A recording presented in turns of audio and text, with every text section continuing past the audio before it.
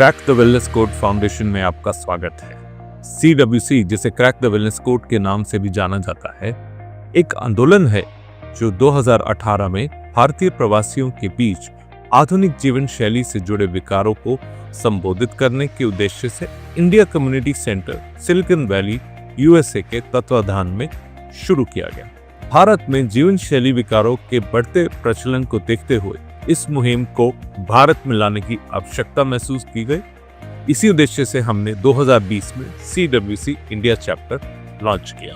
आज my crack the wellness code foundation एक section 8 पंजीकृत संस्था है जो वेलनेस क्रांति का नेतृत्व कर रही है। हमारा ध्यान 5 प्रमुख क्षेत्रों, बच्चों, युवाओं, महिलाओं, वर्कप्लेस और वरिष्ठ नागरिकों पर केंद्रित है। हमारी मुहिम का उद्देश्य आधुनिक जीवन शैली से उत्पन्न विकारों को दूर करने और स्वस्थ खुशहाल जीवन को प्रोत्साहित करने के लिए समुदायों को educate, inspire, empower, impact module के माध्यम से सशक्त बनाना।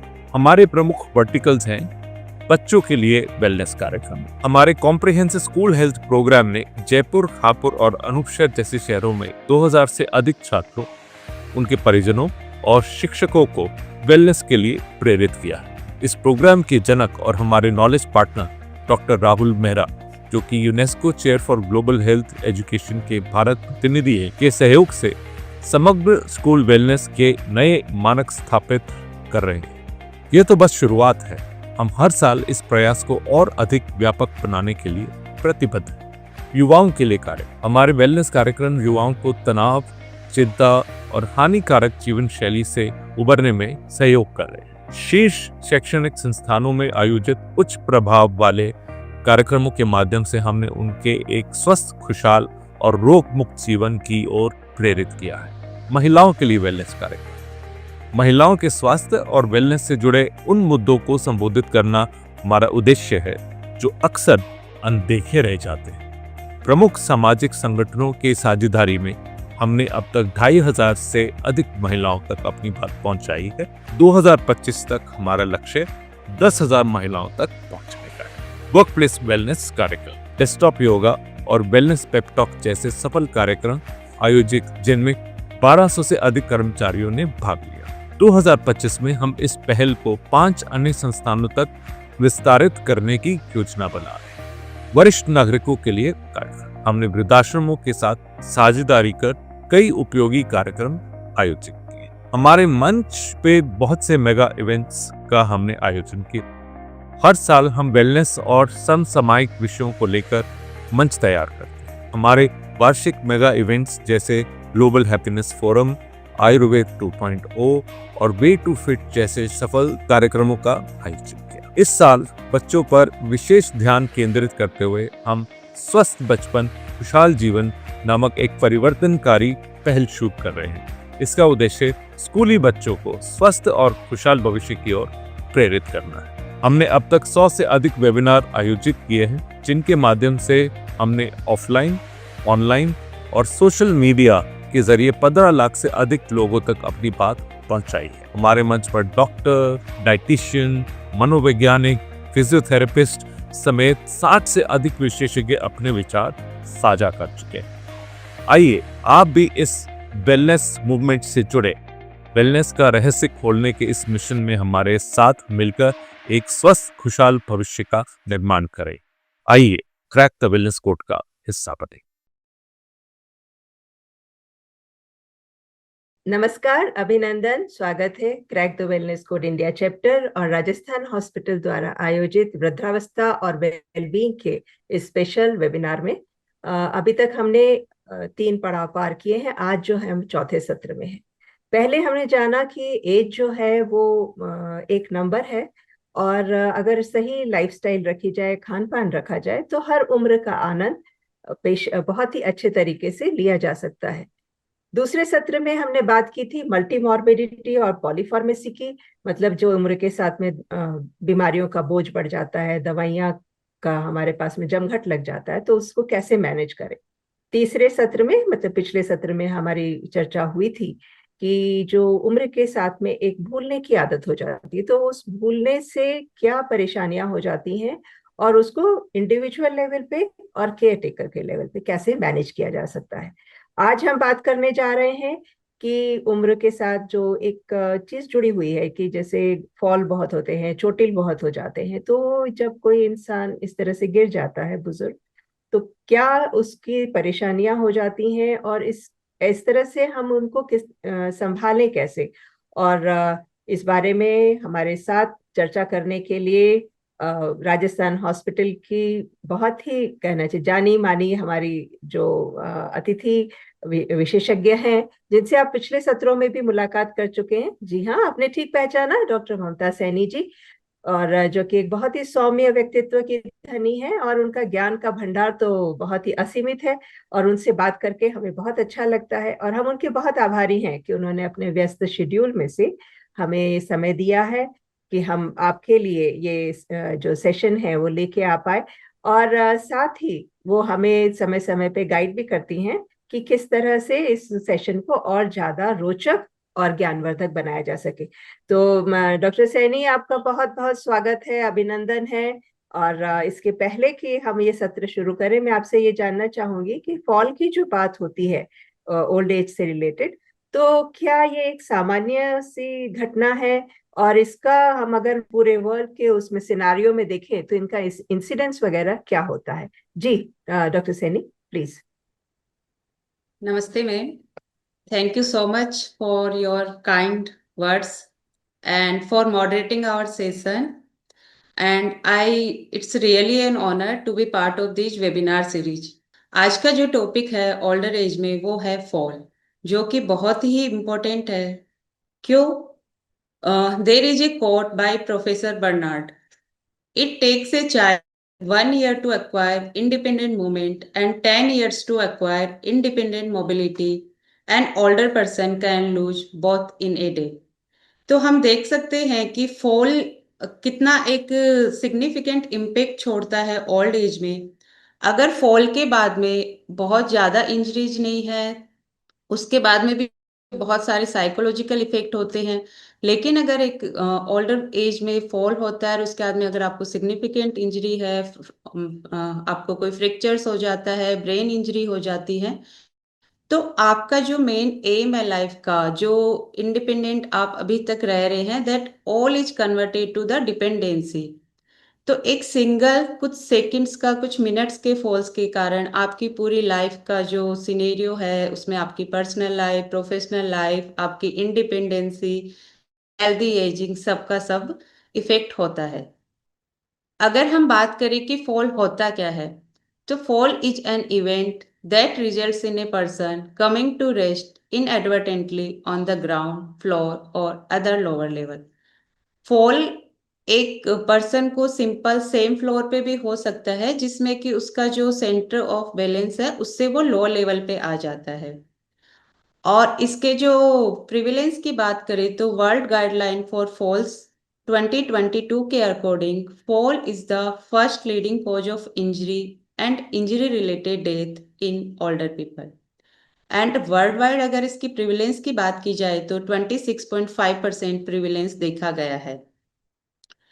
फॉल रिलेटेड जो इंजरीज है उसमें 50% चांसेज होते हैं इंजरी होने के, 50% फॉल विदाउट इंजरी भी देखने को मिलते हैं।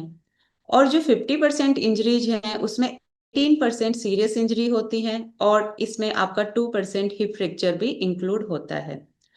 अगर हम इकोनॉमिकल बर्डन की बात करें तो $66.7 बिलियन जो फॉल पे इसका एनुअली कॉस्ट होता है। The best part is fall is not a normal part of aging and it is preventable. तो ये बहुत ही एक इम्पोर्टेंट बात है कि जैसे अपने घर में जो भी सीनियर सिटीजन है, अगर उनको फॉल हुआ है, जो भी ग्रैंड पेरेंट्स हैं, तो उसको हम as a normal part ageing का ना माने, क्योंकि इसको प्रिवेंट किया जा सकता है। और हम देख रहे हैं इस डाटा के अकॉर्डिंग कि जो 30% तक की डेथ है जो कि फॉल के कारण है, वो प्रिवेंटेबल होती हैं। दूसरा गाइडलाइन के अकॉर्डिंग बात करें हम, जैसे सीडीसी गाइडलाइन के अकॉर्डिंग, तो हर साल हर 4 में से एक सीनियर सिटीजन गिरता है, और जो डेथ होती है वो 36,000 डेथ है, और ये इंजरी रिलेटेड डेथ इस एज ग्रुप में मोस्ट कॉमन फॉल के कारण होती हैं। अगर इमरजेंसी डिपार्टमेंट विजिट्स की बात करें तो 3 million per year emergency department visit होते हैं, उसमें 1 मिलियन को हॉस्पिटलाइजेशन का जरूरत होता है, और एनुअल कॉस्ट की बात करें तो ये $50 बिलियन के अराउंड आता है। तो इन स्लाइड से, इन डाटा से हम ये देख सकते हैं कि फॉल एक कितना इम्पेक्टफुल है अपनी लाइफ में, not only for senior citizen but economically और care giver and even on the family and on the country also. Thank you. ये तो वास्तव में बहुत ही चिंताजनक स्थिति है। और अगर हम देखें तो इससे फिजिकल, मेंटल, साइकोलॉजिकल और तो बर्डन तो है ही, साथ ही इकोनॉमिकल और फाइनेंशियल बर्डन भी बहुत है। केयर गिवर्स के ऊपर जो परेशानी आती है, जो लोग बाग अपना चोटिल हो गए हैं, बुजुर्ग वगैरह, उनके मन मस्तिष्क पे तो जो जोर पड़ता है, तो उसके बारे में हम आगे में चर्चा करेंगे। अभी हम ये जानना चाहेंगे कि फॉल जो है, इसके रिस्क फैक्टर्स क्या है, ऐसा क्या कारण है जिसके कारण ये ज्यादा होते हैं। जी, जी डॉक्टर। थैंक यू मैम, ये बहुत ही अच्छा क्वेश्चन है, क्योंकि जो एक मेन मिथ होता है एज रिलेटेड, फैमिलीज में अपने सब बोलते हैं कि अगर फॉल हो गया, अरे ये तो अभी एज रिलेटेड है, ये तो होगा ही होगा। इवन जब हम लोग स्क्रीनिंग करते हैं ओपीडी में फॉल रिलेटेड, तो भी जो पेशेंट एंड पेशेंट के केयर गिवर है, they hesitate to give the details. उनको लगता है कि आप क्यों इसके बारे में बात कर रहे हो, ये तो एज रिलेटेड है, हम जिसके कारण आए हैं आप उस पर बात कीजिए। तो ये जानना हमारे लिए बहुत जरूरी है कि क्या क्या ऐसे कारण हैं जिससे फॉल होता है। तो वो जो फॉल के कारण होते हैं उसके कुछ इंट्रिंसिक फैक्टर होते हैं, कुछ एक्सट्रिंसिक फैक्टर होते हैं। एक्सट्रिंसिक फैक्टर जो होते हैं वो अपने एनवायरमेंटल रिलेटेड होते हैं, जो आपके होम एनवायरमेंट है, होम हजार्ड्स हैं, वो आते हैं। जो इंट्रिंसिक फैक्टर होते हैं वो अपने जो पर्सन है उसके खुद के होते हैं, जिसमें उसकी डिजीजेज हो सकती हैं, उसका एज हो सकता है, जेंडर हो सकता है। अगर हम डिटेल में बात करें एनवायरमेंटल में, तो इसमें simple clutters, loose rugs, poor lighting, unsafe furniture और इनअप्रोप्रिएट फुटवेयर्स आ सकते हैं। Simple electrical cord running on the floor, low lying furniture, और if patient need the personal aids, assistive devices, but these are not the appropriate for their height and their weight, then these can also lead to the fall. अगर intrinsic factor की बात करें तो head to to अपने को examine करना होता है। अगर ब्रेन में बात करें तो अगर किसी पेशेंट को या पर्सन को कॉग्निटिव इम्पेयरमेंट है, कोई पार्किंसन डिजीज है उसको, या स्ट्रोक हुआ है, स्ट्रोक के बाद में कुछ वीकनेस रह गई है उसको, न्यूरोमस्कुलर डिसऑर्डर्स हैं, आ, फिर डाउन अपन जाए, विजन इम्पेयरमेंट हो रहा है उसको, even hearing impairment can also cause the fall. उसमें फिर आपका आर्थराइटिस आता है, ऑस्टियोपोरोसिस आता है, ब्लड प्रेशर्स आते हैं, ये आपके इंट्रिंसिक फैक्टर्स में आते हैं। और एक इम्पोर्टेंट बात ये भी जानना है कि जैसे जैसे पर्सन का एज बढ़ता जाता है, क्योंकि जो फॉल का रिस्क है वो देखा गया है कि 60 to 70 की एज में 30 to 35% होता है, लेकिन वो ही अगर एज आपका 70-75 प्लस क्रॉस करता है तो जो आपका इंसिडेंस रेट है वो भी धीरे धीरे बढ़ता जाता है, जो कि 40-45% तक वेरी करता है। इसके अलावा ये भी मैटर करता है कि जो फॉल हो रहा है वो कहाँ पे है, मतलब कि जो पर्सन है उसका रेजिडेंशियल, वो घर रह रहा है या फिर कोई डे केयर सेटिंग में है, रेजिडेंशियल है, लॉन्ग टर्म केयर में है। तो देखा गया है जो person long term care facilities में या रेजिडेंशियल एरिया में रहते हैं वहां पे उनका फॉल का रिस्क ज्यादा होता है। इंट्रिंसिक एंड एक्सट्रिंसिक फैक्टर्स के अलावा कुछ फॉल सिंपल सिचुएशनल होते हैं, जैसे rushing to toilet, carrying objects while walking and sudden posture change. और जो मोस्ट इम्पोर्टेंट कॉज होता है वो होता है मेडिसिन रिलेटेड, जिसमें आपका साइकोट्रोपिक ड्रग्स आती हैं, जैसे benzodiazepine, sedatives, anti depressant, antipsychotics. इन सब से क्या होता है, इनके कुछ साइड इफेक्ट्स होते हैं, जैसे कंफ्यूजन हो रहा है, ड्राउजीनेस हो रहा है। तो these drugs can cause the fall. तो सिंपल, अगर किसी सीनियर सिटीजन को जैसे घर में फॉल हुआ है, और अगर आपको पता है कि अभी उनको दिखाया था, उनका कुछ न्यू मेडिसिन शुरू हुआ है, तो डेफिनेटली आपको इसको एज रिलेटेड नहीं मान के आपको कंसल्ट करना चाहिए। आपको सारा अपना मेडिकेशन रिव्यू करवाने की भी जरूरत होती है। वैसे ही साइकोट्रोपिक की तरह कुछ कार्डियोवेस्कुलर ड्रग्स आती है, जिसमें एंटी एरिथमिक ड्रग्स होती है, एंटी हाइपरटेंसिव होती है, जिससे पोस्चुरल हाइपोटेंशन हो सकता है, डिजीनेस हो सकती है, और जो सीनियर सिटीजन है वो गिर सकते हैं।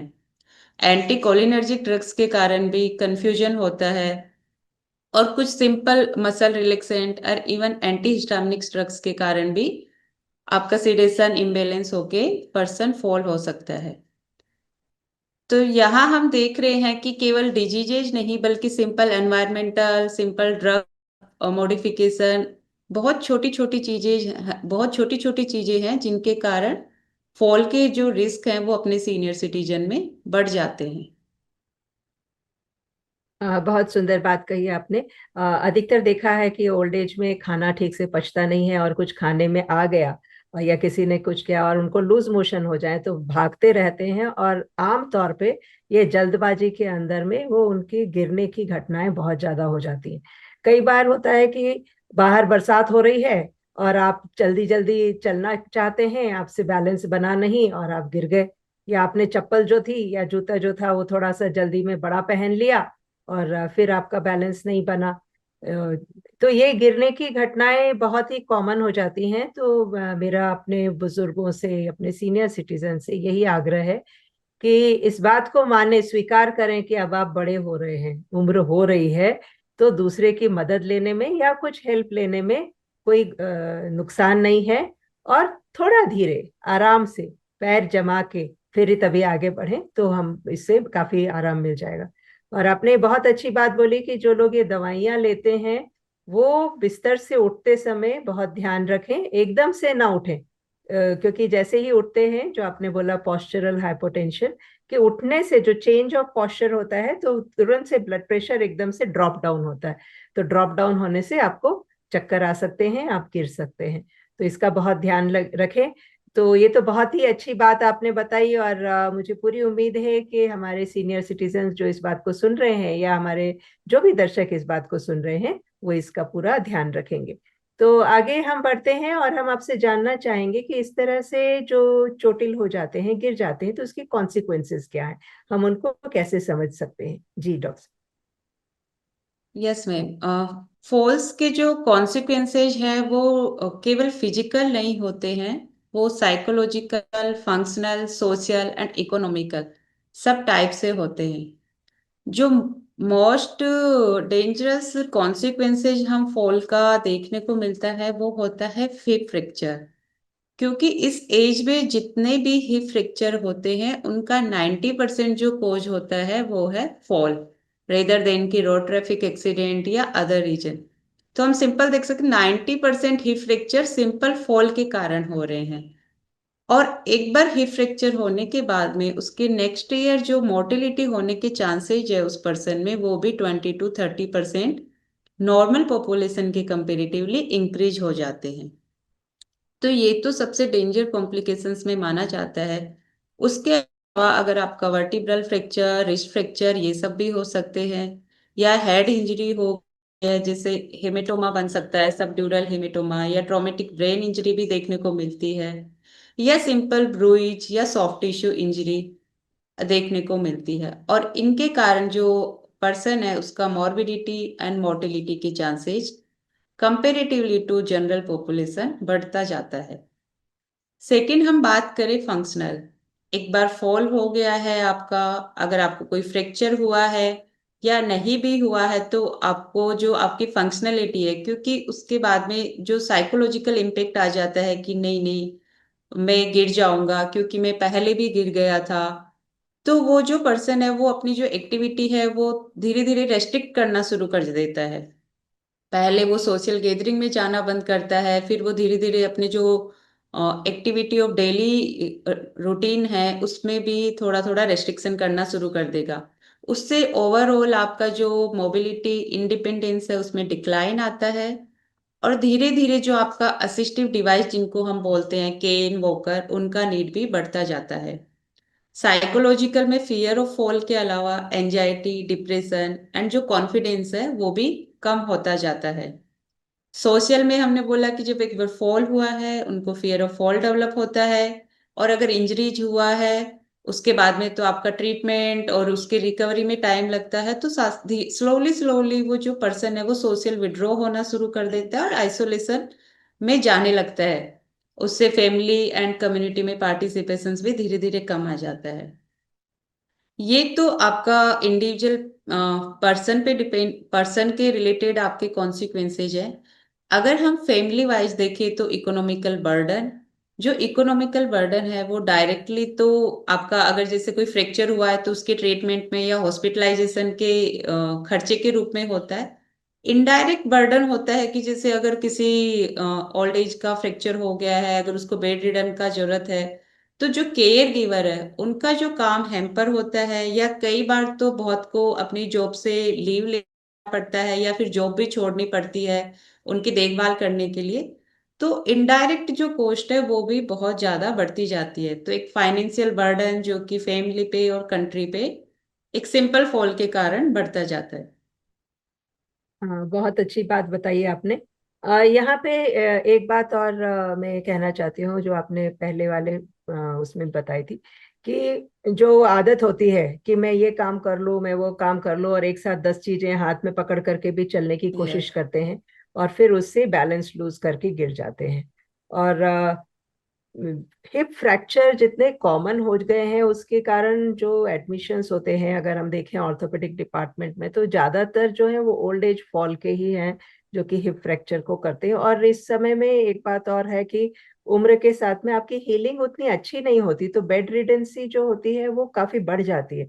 तो अगर हम उसको उस तरीके से भी देखें तो देखेंगे कि आप तो जो तकलीफ पा रहे हैं, पा ही रहे हैं, जो फाइनेंशियल बर्डन आ रहा है वो आ ही रहा है, साथ साथ जो आपके साथ में जो फैमिली मेंबर्स हैं वो आपको तकलीफ में नहीं देख सकते, और आपके साथ उनके साथ जो बर्डन बढ़ता है, तो वो भी एक बहुत ही महत्वपूर्ण कारण हो जाता है सब तरह से। क्योंकि हमारी कहना चाहिए कि पूरा ओवरऑल जो कंट्री का जो कहना चाहिए पर कैपिटा इनकम है उसके ऊपर भी असर पड़ता है, क्योंकि अगर वो जॉब छोड़ रहे हैं या वहां पे वर्किंग जो है वो अच्छा जो आउटपुट दे सकते थे, वो सब चीजें अफेक्ट होती है।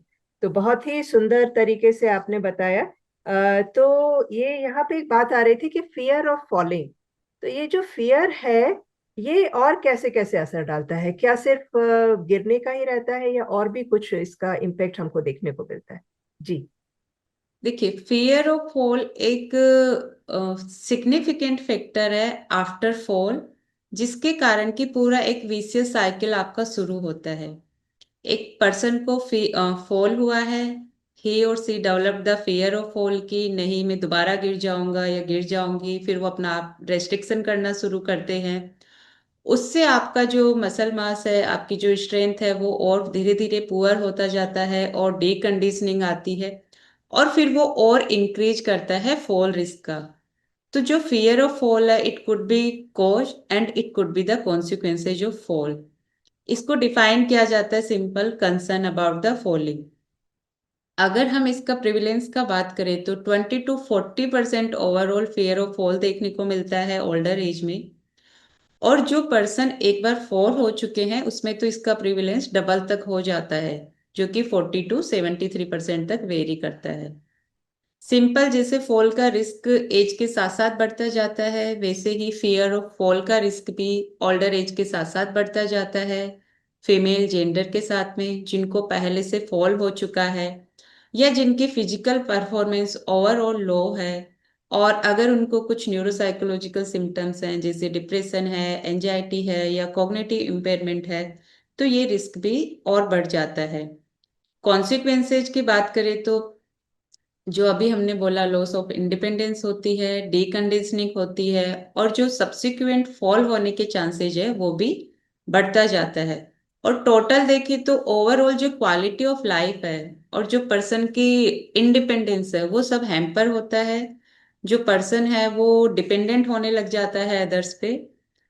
तो फियर ऑफ फॉल एक बहुत ही माने की कॉज भी है और एक बहुत ही सिग्निफिकेंट कॉन्सिक्वेंसेज भी है फॉल का। अगर हम ओपीडी बेस पे देखते हैं तो जो फियर ऑफ फॉल है उसको सिंपल क्वेश्चनर से असेस कर सकते हैं कि क्या आपको गिरने का डर तो नहीं लगता, या आपको ऐसा डर लगता है कि मैं गिर जाऊंगा। या उसके लिए भी बहुत सारे जीरियाट्रिक मेडिसिन में स्केल्स होते हैं, फॉल एफिकेसी स्केल के थ्रू भी हम इसका असेसमेंट कर सकते हैं। यहाँ पे हम देख रहे हैं कि एक सिंपल जो बोला हमने विशियस साइकिल की, जैसे fear of falls leads to worry and avoidance, this lead to the reduce movement and activity, lead to the muscle weakness and poor balance due to डीकंडीशनिंग।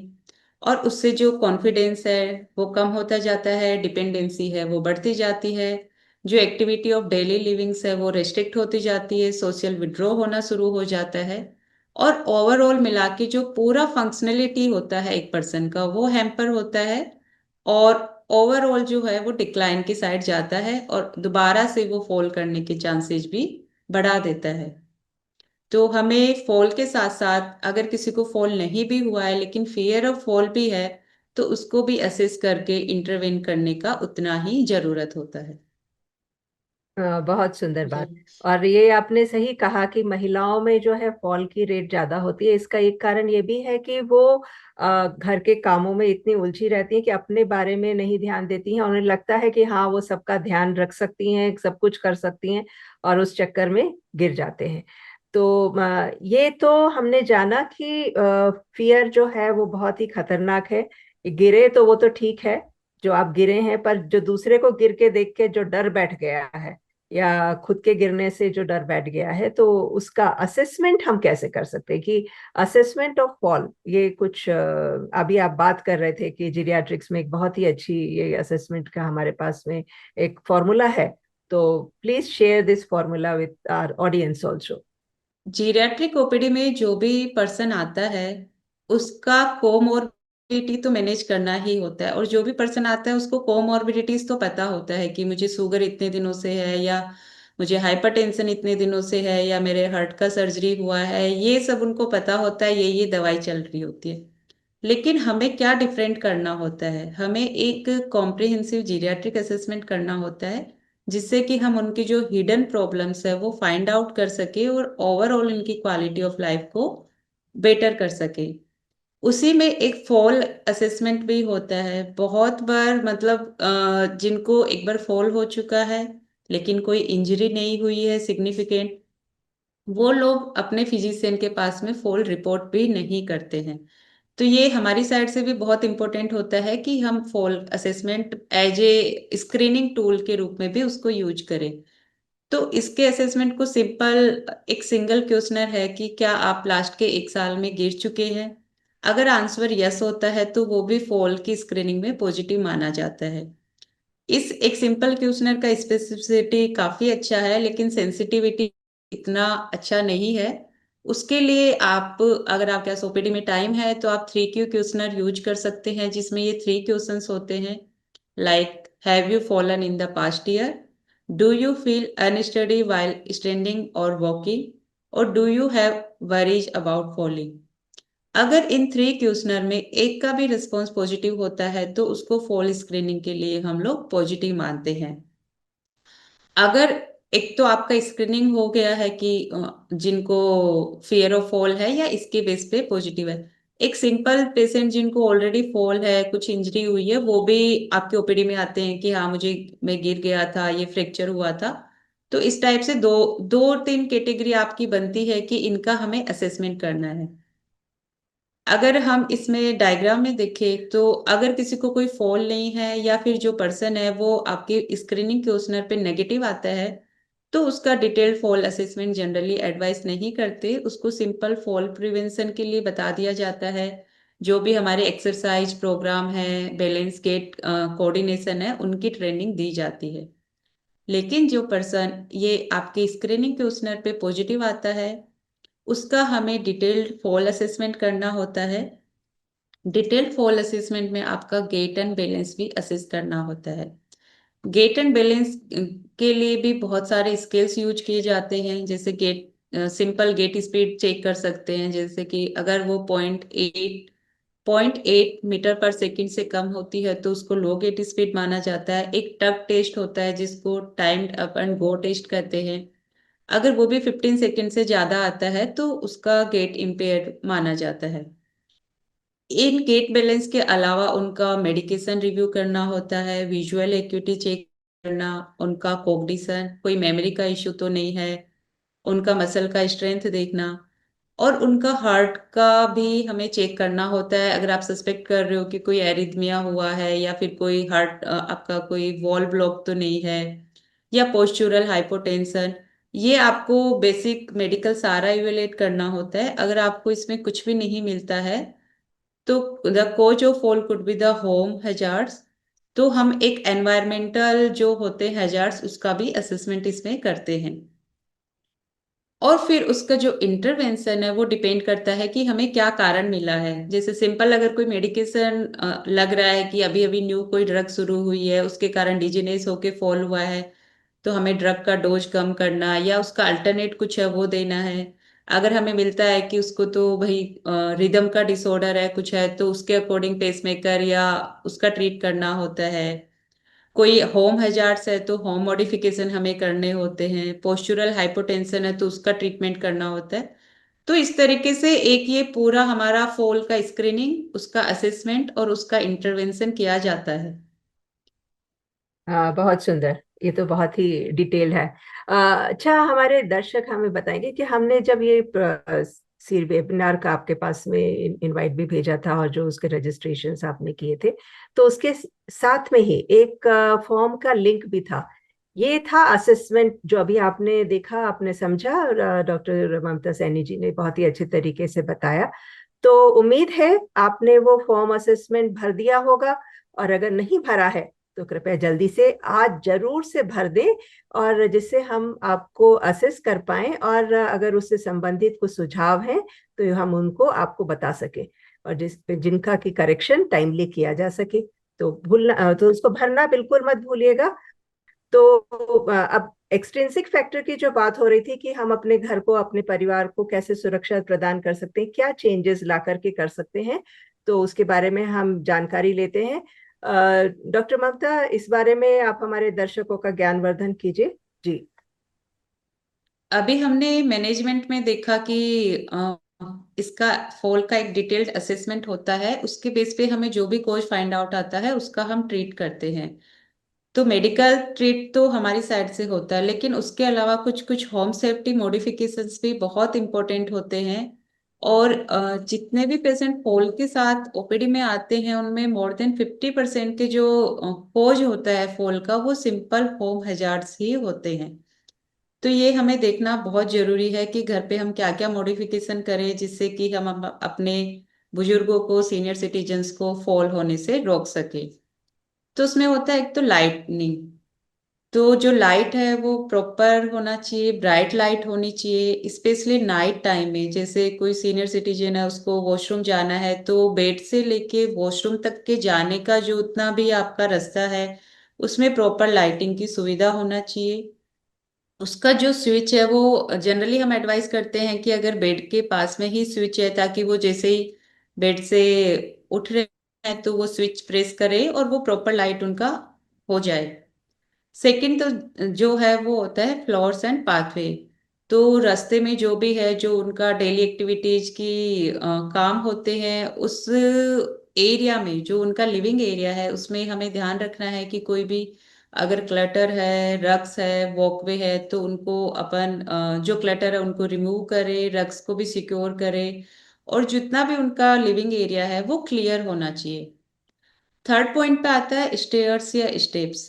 तो ये हमें ध्यान देना है कि जो अगर स्टेप्स हैं तो उस पे जो हैंड रेल्स है वो दोनों साइड हैंड रेल्स रहें, और उस पे जो आप नॉन स्टिकी मैट भी यूज कर सकते हैं ताकि स्लिप होने से वो बचाती है। और स्टेप्स में भी अगर लाइटिंग का प्रॉपर सुविधा है तो वो भी बहुत हद तक फॉल को प्रिवेंट करता है। एक बाथरूम सेफ्टी बहुत इंपॉर्टेंट होता है, क्योंकि जो होम हैजार्ड्स है उसमें भी मैक्सिमम पेशेंट्स का जो फॉल है वो वॉशरूम में ही होता है। तो एक तो हमें ध्यान देना है कि जो भी आपका टॉयलेट सीट है उसके पास में ग्रे बार्स आप इंस्टॉल करवा लें, क्योंकि टॉयलेट सीट पे बैठना और उससे खड़े होने में जैसे जैसे मसल वीक होती है, डीकंडीशनिंग होती है, तो उस टाइम पे मैक्सिमम फॉल देखने को मिलता है। अगर ग्रेप बार्स रहेंगे तो वो उनका सपोर्ट ले सकते हैं।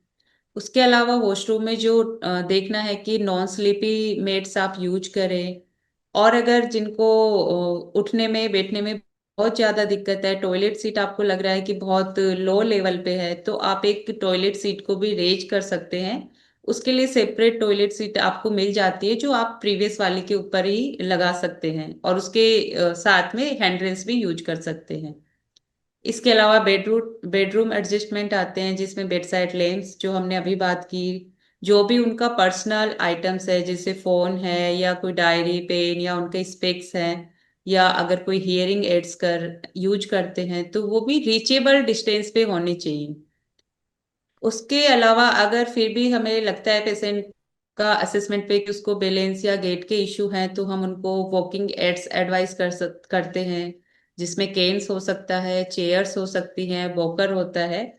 तो ये भी आपको प्रॉपर गाइडेंस के साथ ही यूज करना है, क्योंकि केन का हाइट कितना रखना है, उसको कौन से हैंड्स में यूज करना है, केन के साथ में कौन सा फुट आपको पहले रखना है, कौन सा बाद में रखना है, तो इसका भी डिटेल्ड आपको जरूरत है।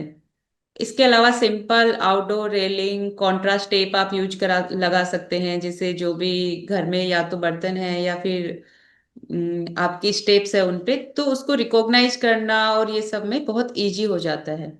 तो ये simple simple home safety modification है जो हम यूज कर सकते हैं। इसके अलावा अगर फिर भी आपको लगता है कि किसी में फॉल के रिस्क बहुत ज्यादा है, तो कुछ डिवाइसेज हम एडवाइस करते हैं, जिसमें वियरेबल डिवाइसेज होती है, नॉन वियरेबल डिवाइसेज होती हैं। दोनों के अपने प्रोस एंड कॉन्स हैं। जैसे वियरेबल डिवाइस को आप वॉच पेंडेंट के रूप में यूज कर सकते हैं, लेकिन वेरिएबल डिवाइस का क्या है कि ये बैटरी का यूज होता है इसमें। तो जब भी इसको यूज करें तो बैटरी चार्ज होना चाहिए, फिर जब बैटरी डिस हो गई है तो ये इसका लिमिटेशंस हो जाता है। और कॉस्ट लो होता है, लेकिन प्राइवेसी इसमें अच्छी रहती है, ये इसका एक अच्छी चीज है। नॉन वेयरेबल डिवाइस में देखें तो जो हम घर में यूज करते हैं, सीसीटीवी कैमराज होते हैं या मोशन सेंसर्स होते हैं, इसका साइड इफेक्ट में यही है कि थोड़ा प्राइवेसी हैम्पर होता है। और अगर कोई पर्सन बाहर जा रहा है घर के बाहर, तो फिर ये डिवाइसेज यूज नहीं होती हैं। अगर हम ओवरऑल देखें कि जिसमें बहुत ज्यादा फॉल रिस्क है, तो हम एडवाइस करते हैं कि आप दोनों का कॉम्बिनेशन यूज करें, ताकि जैसे नाइट टाइम में अगर कैमरा है या कोई सेंसर है, तो वो आप उसके थ्रू फॉल डिटेक्शन हो सकता है। स्पेशली जो कॉग्निटिव इम्पेयरमेंट के, जो डिमेंशिया के पेशेंट होते हैं, जो कि इवन जिनको अभी भूलने का इतना दिक्कत हो गया है, जिसमें फॉल का रिस्क भी बढ़ जाता है, तो उसमें ये डिवाइसेस काफी यूजफुल होती हैं। और अगर वो पर्सन घर के बाहर जाता है, तो आप वियरेबल डिवाइसेज यूज कर सकते हो।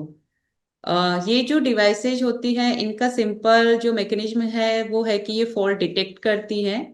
फॉल्ट डिटेक्ट करके इसमें एक अलार्म, एक बटन होता है, जिसके थ्रू ये डायरेक्टली इमरजेंसी कॉल कर सकते हैं। और जो इमरजेंसी कॉल्स किसको करनी है, वो ऑलरेडी इसमें सेटिंग्स होती हैं। तो ये सिंपल अपने fault detection devices, home modifications के थ्रू हम काफी हद तक जो फॉल रिस्क है वो सीनियर सिटीजन्स में कम कर सकते हैं। हाँ, बहुत बढ़िया, बहुत ही सुंदर। सिर्फ ये जो चीजें हैं, जो भी गैजेट्स हैं, ये आपको अमेजन पे भी उपलब्ध हैं और इनकी कॉस्ट आमतौर पे 1000-2000 की रेंज में आती है। जो टॉयलेट सीट्स के ऊपर में आपने एडजस्टेबल दिखा है, तो उसकी जो हाइट है, जो वेस्टर्न टाइप के कमोड होते हैं, उनकी हाइट अगर जमीन से सीट की ऊंचाई 20 इंच है, तो ये बहुत ही आइडियल होती है, क्योंकि इसमें आपके घुटनों पे जोर नहीं आता है और आप आसानी से उठ और बैठ सकते हैं। इसके साथ का जो रेलिंग है, अगेन वो बहुत ही इम्पोर्टेंट है। ये भी सब अपने यहाँ पे भी उपलब्ध है, ऑनलाइन भी उपलब्ध है, और अगर आप किसी हार्डवेयर की शॉप में जाएं तो वहां पे भी आपको आसानी से मिल जाएंगी। तो आप इनका जरूर से लाभ लें। जो मार्कर्स हैं, वो इल्यूमिनेटेड टेप आते हैं, जो कि आप इनको अपने घर के सीढ़ियों पे लगा सकते हैं, या जहाँ पे भी अगर कहीं मुंडेर आ रही है। जैसे कई बार होता है कि दरवाजे के पास में एक पतली सी मुंडेर सी होती है, तो उसमें हिट होने का, उलझने की संभावना रहती है, तो आप वहां लगा सकते हैं, तो वो अच्छे से चमकती हैं रात में और दिख जाती हैं। और ये बहुत ही अच्छा है कि जो सेंसर्स हैं, ये आपके डिटेक्ट कर लेते हैं और ऑटोमेटिक जो है उसका इंफॉर्मेशन जो मोबाइल से जब अटैच होते हैं या फोन से, तो संबंधित जो भी परिचित हैं या जो केयर टेकर्स हैं उनके पास में भी पहुंच जाता है। तो आपके तुरंत में जो है आपको मैनेज कर लिया जाता है, आपको तुरंत सहायता मिल जाती है। तो ये बहुत ही अच्छी चीज है और मुझे पूरी उम्मीद है कि हमारे दर्शक और जो भी इसे देख रहे हैं इसका जरूर से लाभ उठाएंगे और अपने घर में इनको इंस्टॉल करेंगे। तो इसके साथ हम आगे चलते हैं कि ये तो हुई हमारे एक्सटर्नल एनवायरनमेंट को कैसे सेफ बनाना, पर इंटरनल एनवायरनमेंट जो है, जो आपका खुद इंडिविजुअल के ऊपर जो डिपेंडेंट है, वो हम कैसे सुधार सकते हैं। क्योंकि जैसे बात हो रही थी कि जब हम डर जाते हैं और हमारा मूवमेंट कम हो जाता है, हम अपनी मांसपेशियों को कम काम में लेते हैं, तो over the period of time वो कमजोर होने लगती हैं। तो पहले ही कमजोर थी, बैलेंस नहीं बन रहा था, और अब और हो गई तो गिरने की संभावना भी बढ़ जाती है। तो आगे हम आपसे जानना चाहेंगे कि ऐसी कौन सी एक्सरसाइजेज हैं, लाइफस्टाइल क्रियाएं हैं जिनको करने से जो हमारे बुजुर्ग हैं और जो भी एल्डरली हैं, या जो अभी कहना चाहिए कि 60+ हो रहे हैं, वो क्या करें कि उनकी मांसपेशियां मजबूत रहें। और जी डॉक्टर साहब। अभी तो हमने एनवायरमेंटल मॉडिफिकेशन की बात की है। उसके अलावा इंट्रिंसिक फैक्टर में देखें तो डिजीजेज है उनका तो आपके फिजिशियन जीरियाट्रिशियन ट्रीटमेंट दे ही देते हैं। बट जो ओवरऑल बेनिफिट होता है फॉल को प्रिवेंट करने के लिए, उसमें उन ट्रीटमेंट के अलावा जो इम्पोर्टेंट है वो है आपकी एक्सरसाइज। क्योंकि एक्सरसाइज ही है जिससे आपका मसल मास, आपकी मसल स्ट्रेंथ, आपका बैलेंस, ये सब कुछ इम्प्रूव होगा और फॉल रिस्क को बहुत कम करने का उम्मीद रहता है। तो जो एक्सरसाइजेज होती हैं वो हम ये 4 कैटेगरी में डिवाइड की गई हैं। इन 4 कैटेगरी में आपको जब भी एक्सरसाइज करे तो आपको ध्यान देना होता है कि हर कैटेगरी में कोई 1 या 2 एक्सरसाइज आप जरूर कर रहे हैं। मतलब ऐसा नहीं कि आपने एक कैटेगरी को ही आप कंटिन्यू कर रहे हैं, बाकी 3 को नहीं कर रहे हैं। तो ऐसा नहीं करना, हर एक में से आपको कोई 1 या 2 एक्सरसाइज जरूर, आपकी जो कोमॉर्बिडिटी है, आपकी स्ट्रेंथ है, उसके बेसिस पे जो फिजियोथेरेपिस्ट या आपके डॉक्टर है वो आपको एडवाइस करते हैं। तो हम जानते हैं कि ये 4 एक्सरसाइज में क्या क्या है। सबसे पहले आता है स्ट्रेंथ एंड रेजिस्टेंस ट्रेनिंग। इसमें जो एक्सरसाइज होती है उसमें जो मसल्स होती है उनको अंडर लोड काम करना होता है। जैसे सिंपल वेट लिफ्टिंग हो गया है आपका, उससे आपकी मसल्स की स्ट्रेंथ इंप्रूव होती है।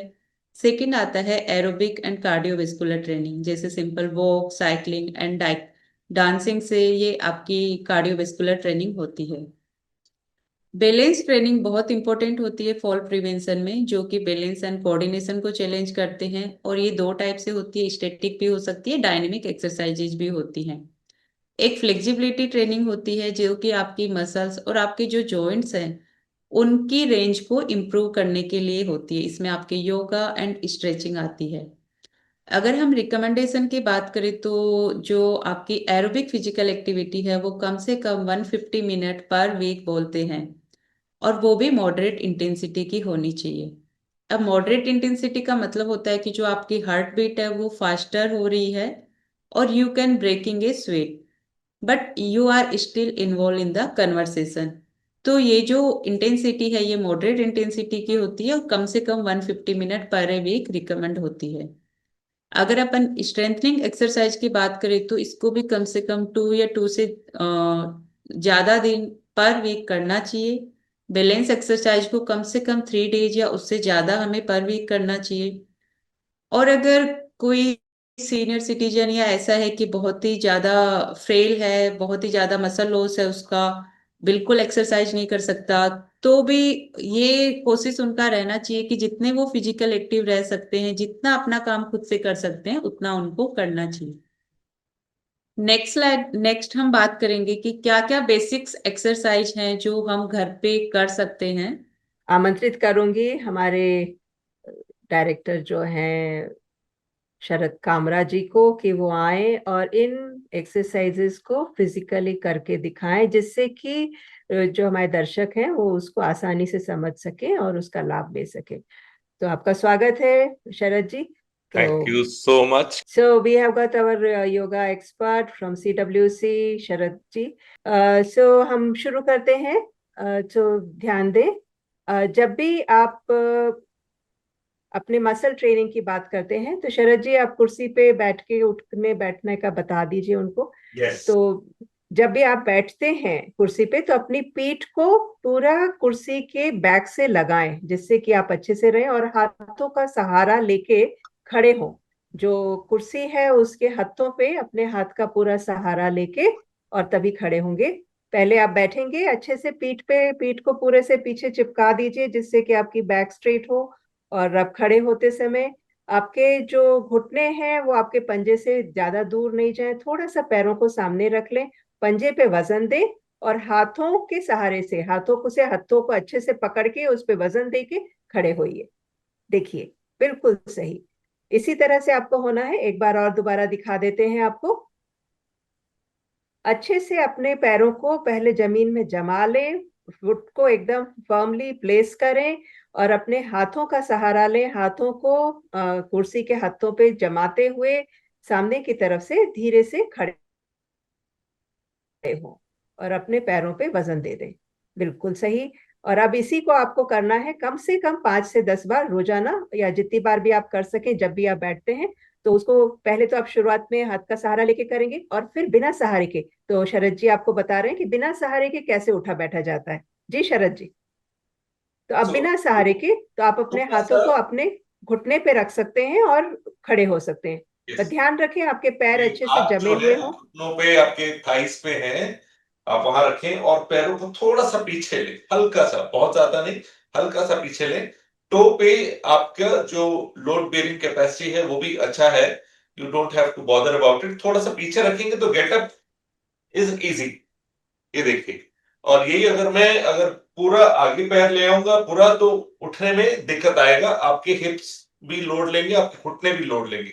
तो कीप हैंड्स ऑन थाइस, थोड़ा सा पैरों को हल्का सा पीछे लेके टो पे एक्स्ट्रा प्रेशर लें एंड गेट अप। बहुत सुंदर। और अभी इसी को बैलेंसिंग के लिए बता दीजिए, तो चेयर के पीछे से आप बता सकते हैं। यस।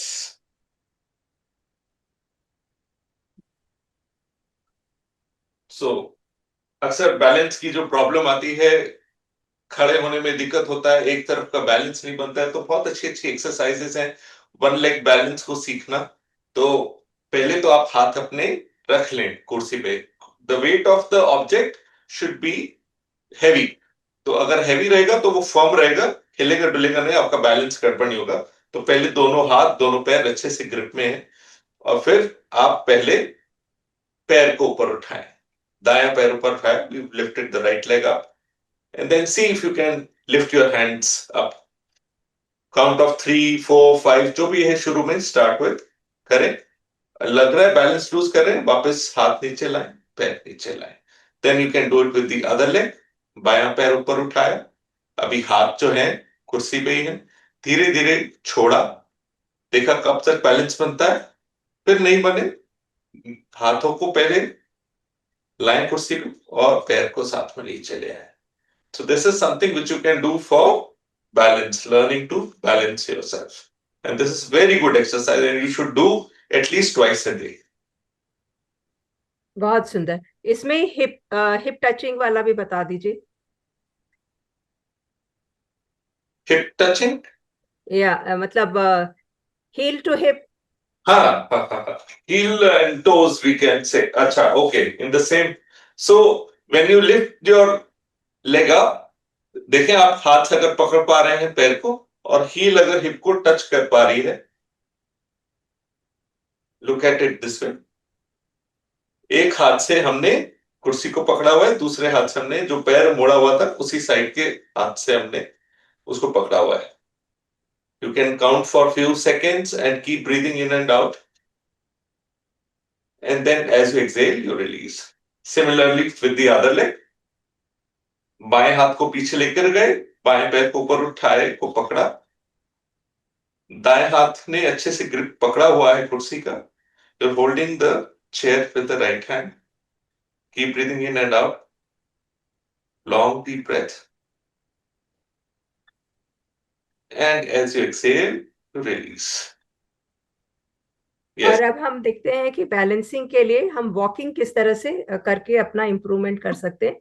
तो अब आपको शरद जी दिखा रहे हैं कि जो हम चल रहे हैं तो हमारे पैरों को बिल्कुल पास पास रखते हुए, मतलब हमारे टोज से हमारा हील टच करते हुए हमें एक सीधी लाइन में किस तरह से चलना है। सो मेरे पास में है, मेरा लेफ्ट टो जो है राइट हील को कॉर्नर से टच कर रहा है।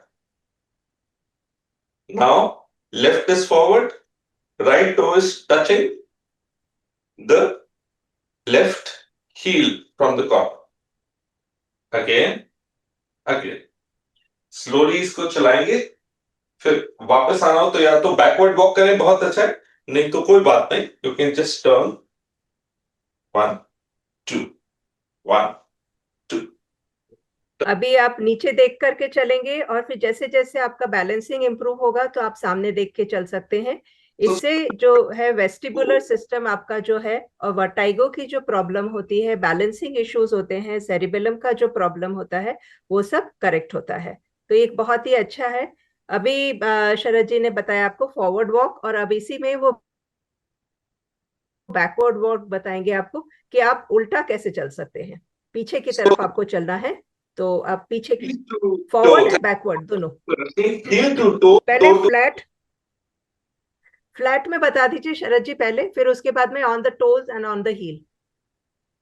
ओके ओके, सो सिंपल आपको चलना है तो fully the feet is taking the grip on the floor, आगे और फिर कुछ कदम पीछे, फिर आगे, और इसमें अगर आप सीधे देखेंगे तो बहुत अच्छा रहेगा, फिर पीछे।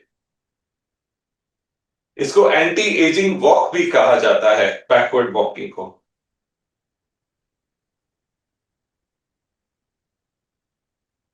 अगर आपकी इसमें बैलेंस आपका पूरा सही है, कंप्लीट है, then you can start walking on the toes also. इसको एक्यूप्रेशर वॉक भी कहते हैं। फॉरवर्ड, इसी में आप बैकवर्ड भी आए ऑन द टोज, फिर आप हील्स पे चलें, फॉरवर्ड एंड बैकवर्ड।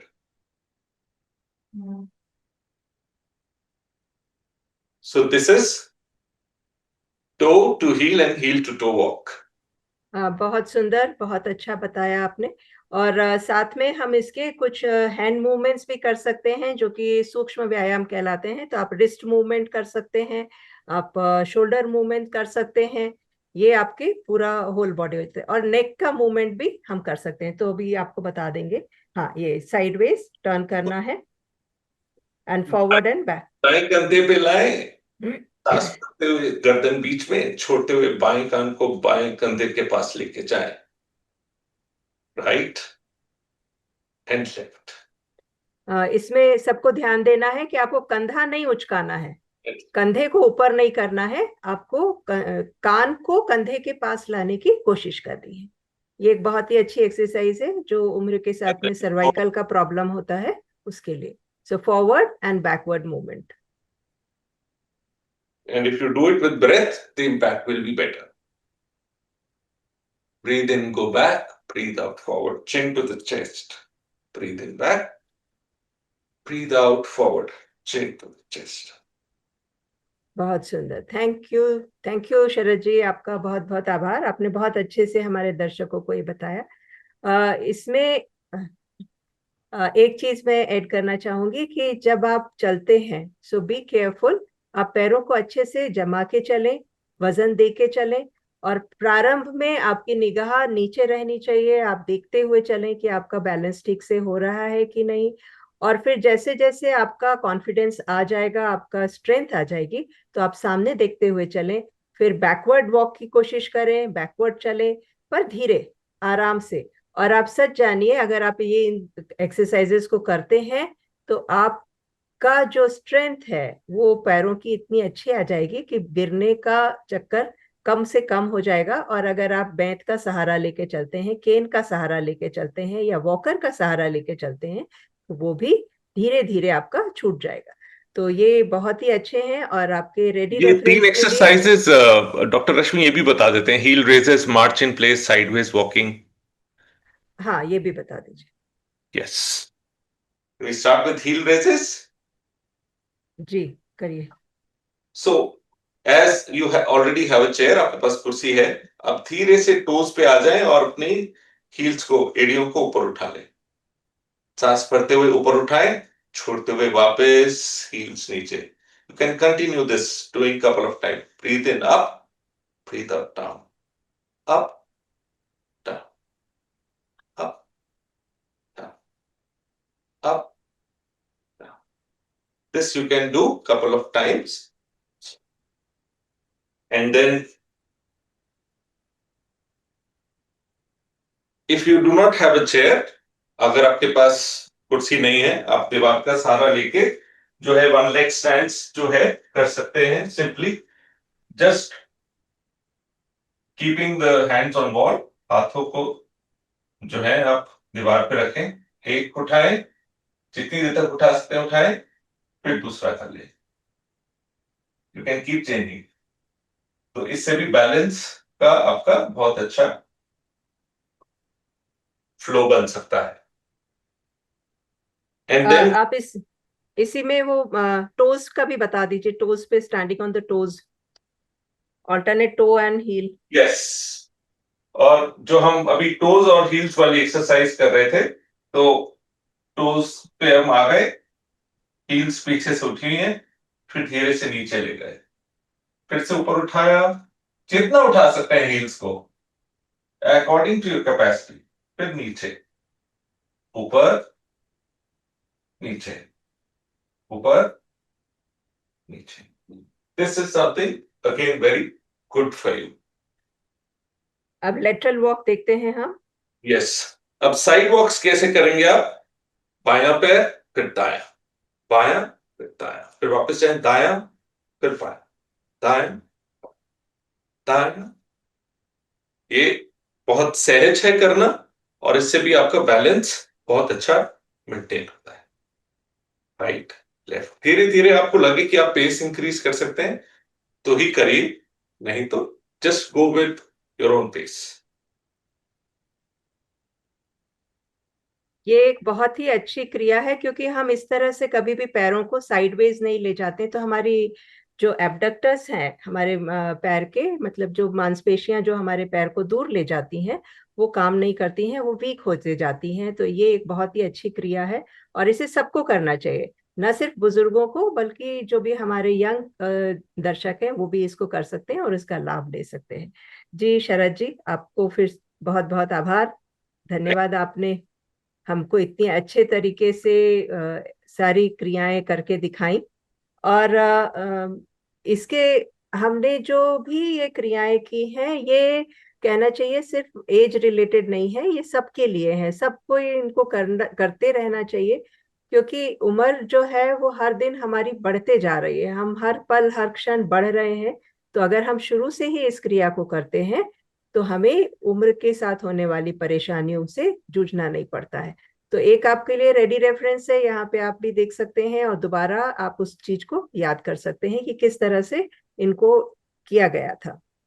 और अब हम आगे बढ़ते हैं कि ये तो बात हुई कि इंडिविजुअल लेवल पे क्या किया जा सकता है। कई बार क्या होता है कि कोई गिर गया तो उसको हम उठाने जाते हैं, और उठाने के चक्कर में जो हड्डी नहीं टूटी हुई होती है उसके ऊपर जोर देके उसको और तोड़ देते हैं। तो ऐसा ना हो, और क्या सावधानी बरतनी चाहिए, कैसे करना चाहिए, और केयर गिवर्स के लिए क्या सावधानियां हैं, उनको क्या किस तरह अपने आप को मैनेज करना चाहिए, कैसे सीनियर्स को मैनेज करना चाहिए, तो इसके बारे में आपसे जानना चाहेंगे। जी doctor Mamta. Thank you ma'am, आपने और सर ने बहुत ही अच्छे तरीके से एक्सरसाइज सब एक्सप्लेन की है। तो उम्मीद है कि अपने जितने भी सीनियर सिटीजन है वो इनको करेंगे। लेकिन अगर आपको कुछ भी इश्यू लगता है, जैसे अगर आपको कोई चेस्ट पेन है या कुछ ब्रेथलेसनेस है या सीवियर पेन है, तो डेफिनेटली आपको नहीं करनी चाहिए। आप जब भी एक्सरसाइज शुरू करें वो कंसल्टेशन के साथ में शुरू करें कि आपको कुछ कॉन्ट्रा इंडिकेशन तो नहीं है एक्सरसाइज करने का। अगर कुछ नहीं है, हेल्दी है, फिट है, डेफिनेटली आपको फॉल प्रिवेंशन के लिए ये एक्सरसाइजेज करनी चाहिए। अब हम बात करेंगे कि केयर गिवर को क्या करना चाहिए अगर उनके घर में कोई सीनियर सिटीजन है, ग्रैंड पेरेंट्स हैं, अगर उनको फियर ऑफ फॉल है, वो गिरने से डरते हैं। तो सबसे पहले तो यही है कि अगर उनको ऐसा है कि आप बोल रहे हैं कि चलो वॉक करके आते हैं, गार्डन तक जाके आते हैं, लेकिन वो बोलते हैं नहीं नहीं मैं गिर जाऊंगा, तो एक्नॉलेज द फियर। उनको शांति से सुनना है, उनकी फीलिंग को रीअश्योर करना है कि ठीक है ऐसा हो सकता है, रेदर देन रसिंग ऑन देम कि नहीं नहीं आपका मन नहीं है, आप तो जाना नहीं चाहते, ऐसा नहीं बोलना है। उनकी फीलिंग्स को एक्नॉलेज करना है हमें। सेकंड वो ही कि अगर ऐसा कुछ है तो अपने को मिलना चाहिए फिजिशियन से, जीरियाट्रिशियन से, सीनियर सिटीजन स्पेशलिस्ट से, कि फियर ऑफ फॉल हो क्यों रहा है, उसका कारण क्या है। उसके लिए उनकी जितनी भी कोमॉर्बिडिटीज हैं, हेल्थ रिलेटेड या जो भी है, उनको असेस किया जाता है, उनको मेडिकेशंस को असेस किया जाता है। तो आपका कर्तव्य बनता है कि उसको आप असेसमेंट जरूर करवाइए। थर्ड जो पॉइंट आता है कि हमने जो अभी तक डिटेल में डिस्कस किया है कि होम हैजार्ड्स ये सब भी बहुत कॉमन होता है, या जिनको ऑलरेडी फॉल है उसमें भी फियर ऑफ फॉल बहुत इजीली आ जाता है। तो हम अपने होम में भी कुछ मॉडिफिकेशन करके उनको अपने सीनियर सिटीजन्स के लिए उसको सेफ बनाएं, ताकि उनपे जो गिरने का डर है वो कम हो सके। जैसे सिंपल लिविंग एरिया में अगर आपने नॉन स्टिकी मेट यूज किया है तो वो उनके लिए काफी थोड़ा कॉन्फिडेंस आ जाता है। जो आजकल फैंसी स्लाइड वो चल रही हैं आपके, फ्लोर चल रहे हैं जिसमें बहुत इजीली गिर जाते हैं, थोड़ा सा पानी कुछ गिरा नहीं और वो स्लिप हो जाते हैं। तो वहीं पे अगर आप नॉन स्टिकी ऐसा यूज करते हैं तो वो चांसेस ऑटोमेटिकली कम हो जाएंगे। उसके अलावा उनका जो कॉन्फिडेंस है वो धीरे धीरे बिल्ड करना है। जो अभी इतने अच्छे से आपको एक्सरसाइज बताई गई हैं वो बहुत स्लो स्लो शुरू करना है। भले वो 1 मिनट के लिए या वन सेशन ही हो आपका, स्लो शुरू करना है और ग्रेजुअली उनको प्रोग्रेसिव करना है। जैसे पहले दिन में आप एक बार कर रहे हैं, भले वो 2 मिनट के लिए कर रहे हैं, 3 मिनट के लिए कर रहे हैं, आने वाले टाइम में सेशंस आप बढ़ा सकते हैं, 5 मिनट के लिए कर लो, ट्वाइस ए डे कर लीजिए। ऐसे करके आपको धीरे धीरे इंक्रीज करना है, इससे उनका स्ट्रेंथ, उनका बैलेंस काफी इंप्रूव होएगा। और इनके अलावा एक इमोशनल सपोर्ट जो कि बहुत जरूरी है, उनको देना है कि गिरने का जो डर है या गिर गए हो इसके बारे में इतना नहीं सोचना, हम आपके साथ हैं, हम आपकी केयर कर रहे हैं। या आपको कुछ भी ऐसा लगता है तो आप बता सकते हैं। साथ में जो उनका खुद का एक सर्कल है, सोशल कनेक्शन है, उसमें भी उनको जाने के लिए अनकरेज करना है, रीअश्योर करना है। और ये मोटा मोटा आपको ध्यान रखना है कि कुछ भी उनका डिजीज है उनको असेस करना है, रेदर देन इग्नोरिंग कि नहीं नहीं इनका तो मन नहीं है या ये इनको तो नहीं जाना, ऐसा उन पे रस नहीं करना हमें। तो बहुत छोटी छोटी बातों का ध्यान रख के हम बहुत जो फॉल के चांसेज है कि उनको काफी हद तक कम कर सकते हैं। हाँ, बहुत सुंदर। तो इसके साथ ही वैसे तो ये चर्चा यहाँ पे खत्म करने का मन नहीं हो रहा है, पर समय की हमारी सीमा है और हमें यहाँ पे खत्म करना पड़ रहा है अपने इस चर्चा को। पर साथ ही मैं ये बात कहना चाहूँ कि हमने आज क्या क्या सीखा। हमने सीखा कि जो भी हमारे बुजुर्ग हैं, पहली बात तो ये कि हमारा उनके साथ में व्यवहार बहुत ही कॉर्डियल होना चाहिए। हमें उनके ऊपर में जबरदस्ती नहीं करनी चाहिए। कई बार होता है कि यंगस्टर्स जो होते हैं ना, हमेशा जल्दी में होते हैं, उनके साथ में बहुत सारे टास्क चल रहे हैं कि मुझे ऑफिस जाना है, मेरे को ये काम करना है, मुझे दुकान जाना है, और आप क्या है, आप सुन भी नहीं रहे हो, समझ भी नहीं रहे हो, तो they lose their temper and they just don't want to listen to them. अरे आप तो ऐसे ही करते हो, तो ऐसा ना करें। और साथ ही अपने बुजुर्गों से भी एडवाइस है कि वो भी समझें कि जो बच्चे आपके आपके साथ रह रहे हैं उनकी मनस्थिति क्या है, उनकी परेशानियां क्या है। तो दोनों के लिए विन विन सिचुएशन होती है। वो मदद करना चाहते हैं, आप मदद लेना चाहते हैं, पर दोनों मिलके रहे ना तो बहुत ही प्यारा सा एक माहौल बन के तैयार हो जाता है। आप झिड़केंगे वो भी झिड़केंगे तो फिर तो भाई तनातनी में तो 36 का आंकड़ा तो आप जानते हैं, फिर कुछ नहीं कर सकते। तो ऐसा नहीं होना चाहिए। और ये बात समझिए कि आयु जो है वो आपके हाथ में नहीं है। ठीक है, जितने दिन आपको जीना है, जितना आपका आयुष कर्म है जैसे कहते हैं, तो वो तो आपको जीना पड़ेगा। पर यदि आप चोटिल हो जाते हैं तो घिसट घिसट के जीने से तो अच्छा है कि आप अभी से संभल जाएं, अपने लिए, अपने शरीर के लिए कार्य करें। डरने से कोई बात नहीं है। कोई गिर गया उससे हमको एक कहना चाहिए लेसन सीखने की जरूरत है। हमें एक सीखना है कि हाँ उन्होंने गिरा तो दूसरे के अनुभव से सीखना है, पर खुद गिर के नहीं समझना है कि हाँ भाई हम गिरेंगे तभी हमको समझ में आएगी, ऐसा नहीं होना चाहिए। और नहीं दूसरों के अनुभव को लेके अपना चलना छोड़ देना है। आपको चलते रहना है, आप चल सकते हैं, आप में बहुत शक्ति है, आप सब कुछ लीजिए, लेटे लेटे कर लीजिए, हाथ पैर तो चला ही सकते हैं ना, हवा में चला लीजिए, सोचिए कि आप हवा में चला रहे हैं, तो उससे भी आपकी धीरे धीरे मांसपेशियों में कोऑर्डिनेशन कोऑर्डिनेशन होकर के स्ट्रेंथ आएगी और वो अच्छे होंगे। और अपनी दवा लेना मत भूलिए, और दवा ले रहे हैं तो ये बात ध्यान में रखिए, उठने बैठने में आपको सावधानी रखनी है, ध्यान से उठना है, टेक योर टाइम। कुछ नहीं, पहले पैरों को अच्छे से जमा लीजिए, लंबी सांस लीजिए, पैरों को जमा करके खड़े होइए और फिर चलिए। सहारा ले लीजिए, दीवार का सहारा ले लीजिए, कुर्सियां टेबल जो भी हैं पास में उसका सहारा ले लीजिए, पूरे से खड़े होइए, सीधे खड़े होइए, जिससे आपका पोस्चर ठीक रहेगा, तो हीलिंग भी अच्छे से होगी। और इसके साथ ही मैं आमंत्रित करती हूँ हमारे जो मैनेजिंग डायरेक्टर हैं विद्याकांत जी काला साहब को, कि वे आए और आप सबके औपचारिक रूप में धन्यवाद प्रेषित करें। आपके साथ में ये सेशन करके बहुत अच्छा लगा। और एक बात और, यदि आपने हमारे पिछले सेशन मिस किए हैं तो कोई बात नहीं है, आप इनको आज भी YouTube पे जाकर के दोबारा से देख सकते हैं, और जब भी आपका मन करे, आपको लगे कि आपको कंसल्ट करना है तो जरूर करिए। और हमें आपके सुझावों का हमेशा से इंतजार रहता है, और हम चाहेंगे कि आप हमें अपने सुझाव हम भेजते रहें, जैसे अभी तक भी आपने भेजे हैं, तो उनको हम आपके लिए नए से नया प्रोग्राम लेके आने में हमें सुविधा होगी। आप सबसे विदा लेते हुए मैं डॉक्टर रश्मि जैन, आप सबका बहुत बहुत आभार, धन्यवाद। Thank you so much doctor Rashmi. आपने इस सेशन को इतने अच्छे से कंडक्ट किया और इतनी अच्छी अच्छी बातें बताई हमारे दर्शकों को। और डॉक्टर ममता जी, आपका तो कोई जवाब नहीं है, इतने सरल तरीके से आप चीज़ों को समझाती है जो हर किसी को समझ में आ जाती हैं। एंड शरद जी, आपका बहुत बहुत धन्यवाद, आपने एक्सरसाइज इतने अच्छे से करके बताई हमारे को। आशा है हमारे दर्शकों ने उनको ध्यान से देखा होगा और उनको फॉलो करेंगे और उसका बेनिफिट उठाएंगे। I'll just share my screen now. So thanks a lot for joining in this Understanding Geriatric Series session 4, helping seniors move without fall, a caregiver's guide, exercises, home safety, modifications, and fall risk reduction.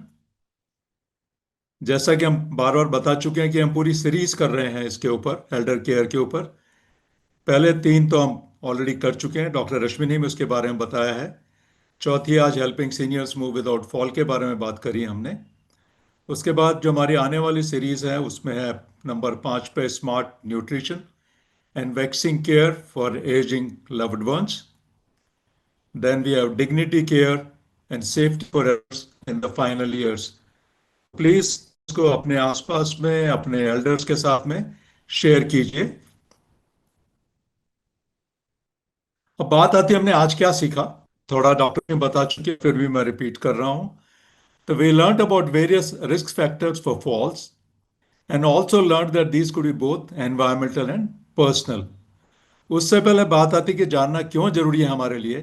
तो जैसा कि doctor ममता ने बताया था, 1 in 4 seniors fall every year. This is a huge number और उसके consequences भी बहुत होते हैं। दूसरी बात हमने जो उनसे सीखी थी वो ये था कि falling is not inevitable for seniors, अगर आप अपना ध्यान रखें तो। So we understood about various causes of falls.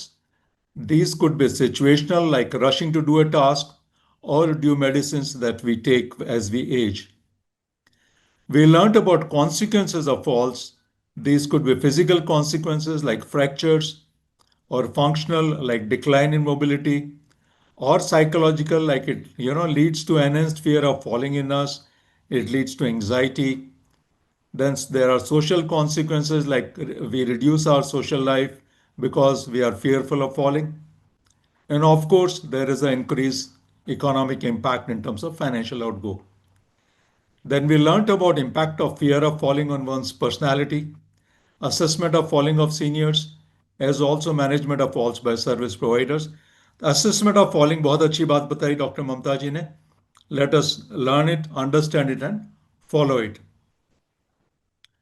Then we learnt about simple home modifications that can help prevent falls. As also we learned about exercises जो शरद जी ने इतने अच्छे से बताई, like strength training, aerobic, balance training, flexibility training that can help improve our balance. We also learned about devices that can help detect fall and alert our near and dear ones to respond immediately. These could be, individual devices which you wear on your body, as also environmental devices which you put around you. Our next premier, which is, session 5 in geriatric care series, is smart nutrition and vaccine care for aging loved ones. इसमें हम बात करेंगे importance of elderly nutrition, vaccines like vaccines for influenza, pneumonia, etc., and hydration, which is so important. Date और time रहेगा 9th of November, 10 a.m.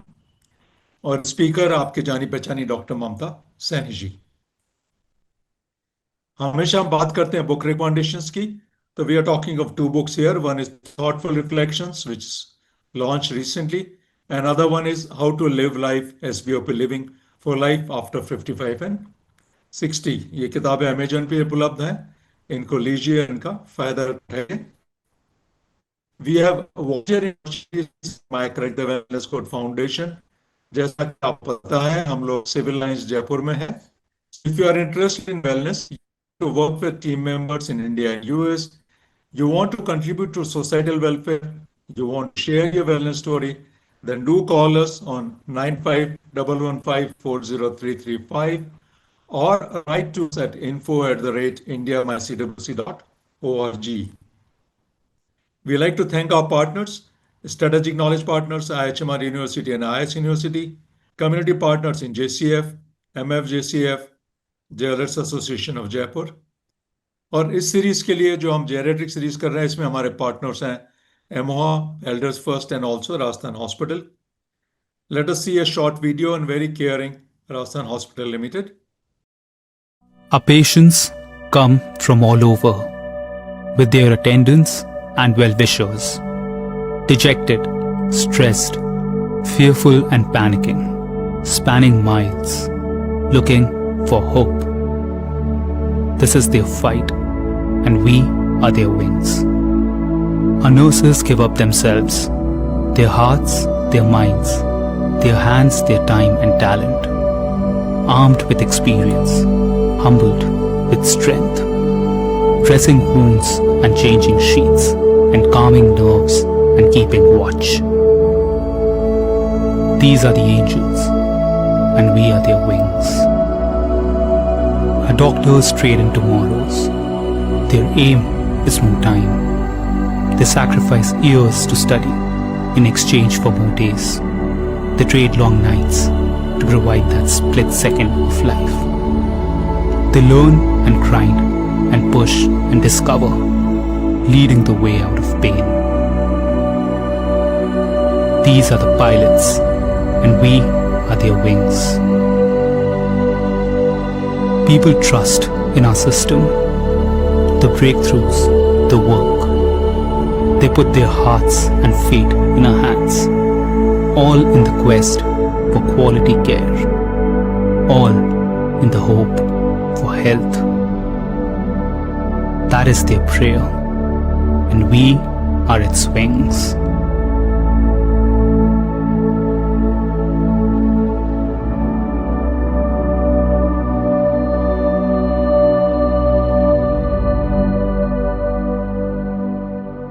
are helping us do our activities. Mr. I.C. Agarwal, Kamal Sethia जी, विक्रम कर्नाव जी, सौमित्रा घोष साहब और विक्रम बस्तोगी जी, आप सबका बहुत बहुत धन्यवाद.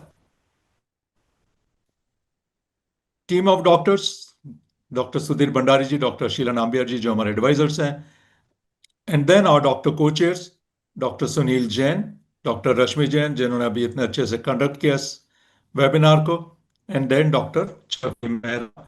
Our pro bono parts and global lancers, Satvik Roster, and then individuals like Sandeep Bansiwal ji, Pratik Jain ji, Surinder Shah साहब, बहुत बहुत धन्यवाद आपका, आपकी मदद के लिए. Our ambassadors who take our message far and wide, Mahir Pratap Sharma ji और नीता बुचरा जी, thank you so much. And then, of course, our management team who help us run the show on a day-to-day basis. Bakshi साहब हमारे founder and chairperson, मैं wing commander Vidyakant काला, then विजय मेहरा साहब, doctor Sanjay Runwal जी और strategy adviser, Jitendra Gautam ji, शरद कामरा जी, doctor Gargi Gopesh जी, उमरदीन जी, सुमन पारिक जी और मोहम्मद अजहरुद्दीन जी, आप सबका बहुत बहुत धन्यवाद। एक मंत्र जिनकी हम बार बार बात करते हैं, so far we use to hear we are what we eat.